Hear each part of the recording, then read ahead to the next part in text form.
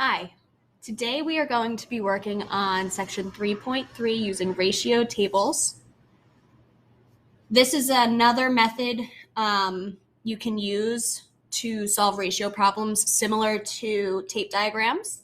I think this is typically the preferred method and will be used more often. So you can find and organize equivalent ratios in a ratio table. You can generate a ratio table by using repeated addition or multiplication. These basically mean the same thing.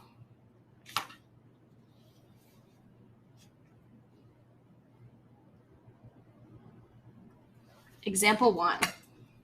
Find the missing values in each ratio table and then write the equivalent ratios. So we are comparing triangles to sides of a triangle. So we are given one ratio, which is 1:3. And then we have to fill in the missing pieces for equivalent ratios, similar to equivalent fractions. So we have one triangle and we're going to make it into two triangles. I like to use multiplication or division for ratio tables. There is a way to use addition or subtraction. I will go over that a little later.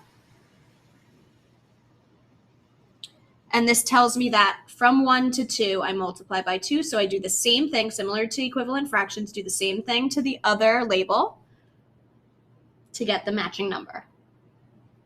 Now, you can use this ratio now to help you get to 9. However, to get from 6 to 9 using multiplication can be challenging. So I'm going to go back to my starting ratio and multiply by 3. So I do the same thing on the top.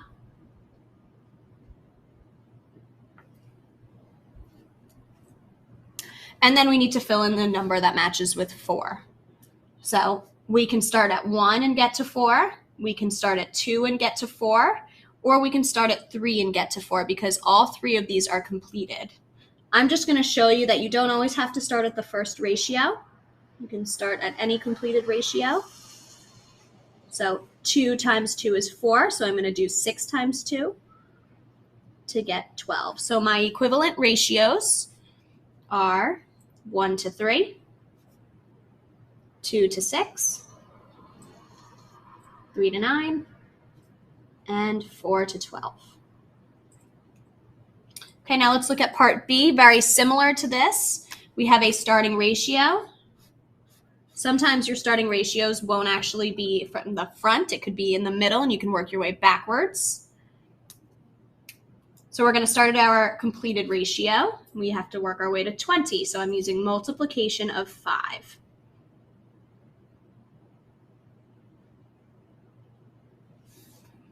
Now we can start at 6 to get to 90, or we can start at 30 to get to 90. I'm going to start at 30 and multiply by 3, which means I'll start at 20 and multiply by 3. And lastly, I think it's easiest to start from 90 to get to 180 by multiplying by 2. So I do the same thing to 60 frogs times 2. So my equivalent ratios are 4:6, 20:30, 60:90, and 120 to 180.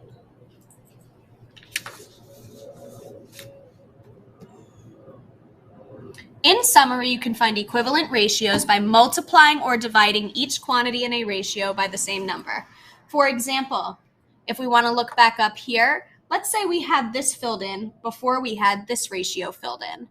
You could move backwards and divide by 2, and move backwards and divide by 2 to fill in this ratio. So that works as well. Okay, here is example 2. We're doing basically the same thing.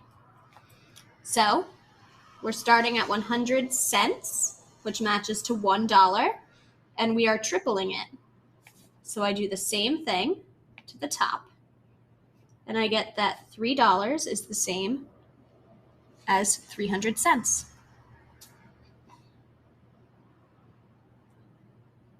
I'm going to multiply 300 by 3 and the dollars by 3 to get that $9 is equivalent to 900 cents. Now, we can go back to this and work our way from 1 to 8 and 100 to our empty space. Or let me just show you how you could use addition. You can take, or subtraction actually, we can do that as well. You can take your 9 to 900, 9 to 900, and you can subtract this ratio, subtract 1 to 100. This gives me 8 to 800. So that's how you would use subtraction if you would like to. I just think that's a little bit more complicated. I forgot to highlight this as our starting. For part B, 3 meters to 1 minute is our starting. Multiply by 2. Multiply by 2, we get 6 to 2. Now we can use division. I'm going to show you how to use division. 6 to 2, we divide by 3. So I'm going to divide by 3 down here. Now remember, division and fractions are very similar. They're related to each other. So 2 divided by 3 is the same as 2/3. And lastly, to get to a fraction, you can also add 1 and 2/3 together to get 5/3. But I think it's just easiest to multiply by 5/3 from 1. Multiply by 5/3. And that gives you 5. Remember to pause the video if you need to copy this down.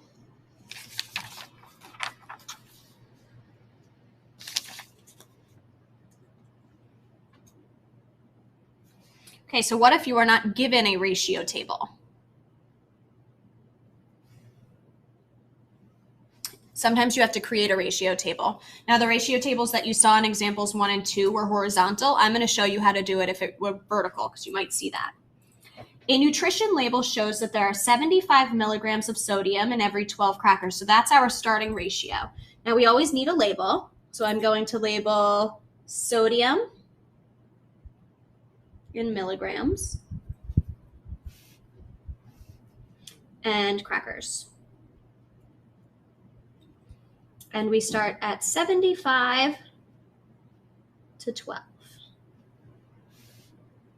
Now we want to know, if we eat 30 crackers, how much sodium do you consume?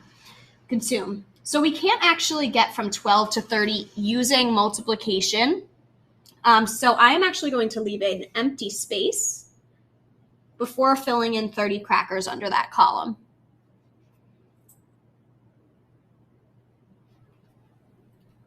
Now, what is a common factor or multiple of these two? It doesn't really matter which one you choose as long as it is something that they have in common. Sometimes 1 will be the easiest number to use, so I'll just show you that. So to get from 12 to 1, we divide by 12. And we do the same thing to the sodium, so we're dividing by 12, which gives me 6 25/100ths. And then to get from 1 to 30, you multiply by 30. So we do the same thing to the other side. And that gives me 187 5/10 milligrams.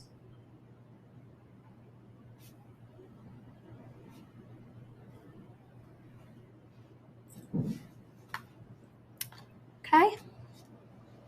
It's not showing. There you go. Okay, last example. Example 4, modeling real life. You and your teacher make colored frosting.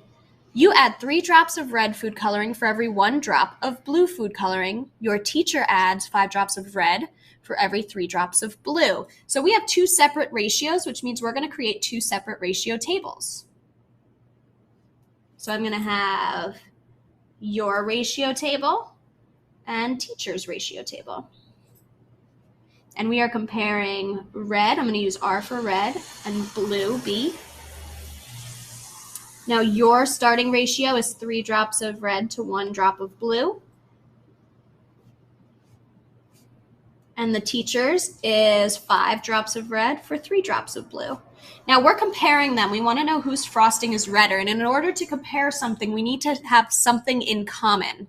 So you can have the amount of red in common or the amount of blue in common. Either way works. I'm going to choose blue just because I feel like it. So I know that I can get 1 drop of blue to be equivalent to 3 drops of blue pretty easily by using multiplication. I just multiply by 3. So that gives me 9 drops of red for 3 drops of blue. So now we can decide, because we have something that is in common, we can start comparing the amount of red. So whose frosting is redder, which means they have more red drops for the same amount of blue drops. That means yours is redder. 9 drops of red for 3 drops of blue.